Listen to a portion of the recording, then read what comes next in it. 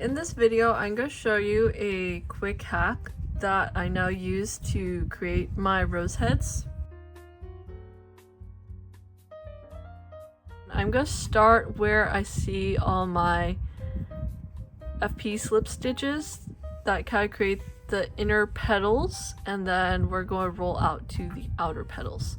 So we're going to insert our stick or crochet hook or whatever into the first hole from the back, and then the second hole from the front, and then we're going to kind of turn our work as such. So we're rolling our work but using the stick or hook as a guide, and then into the third hole.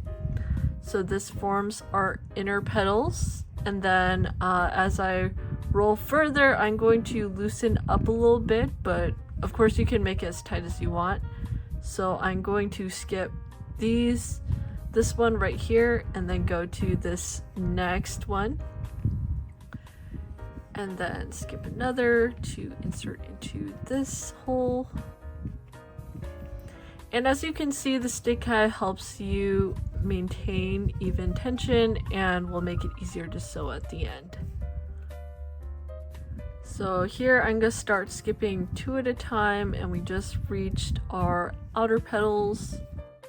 And if you don't like it, you can remove it and reinsert it or adjust it as needed.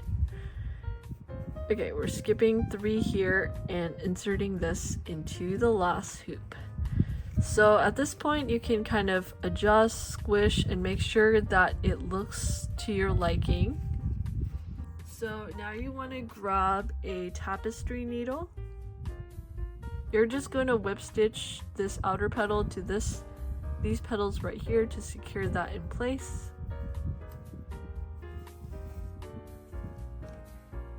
And then I'm going to thread my needle through the first row of my fluffy roses.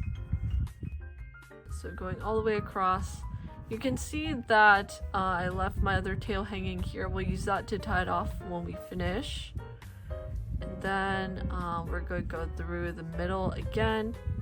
Try to capture some of the base of the second row here to hold it more secure in place. I'm just going to go through as many times as I can. So the more times you go through, the more secure your rows will be.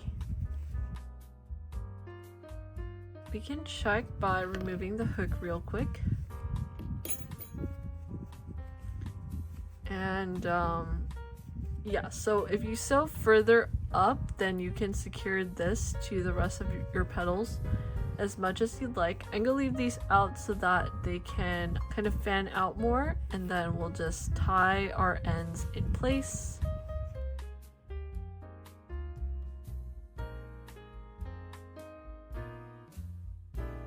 And then trim off the tail end. You can use your hook to attach everything in place.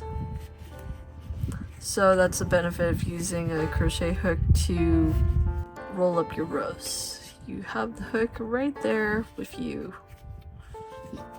Okay, so there is a finished rose head that you can then attach to this, or you can attach it to a bouquet blanket. Hope that helps.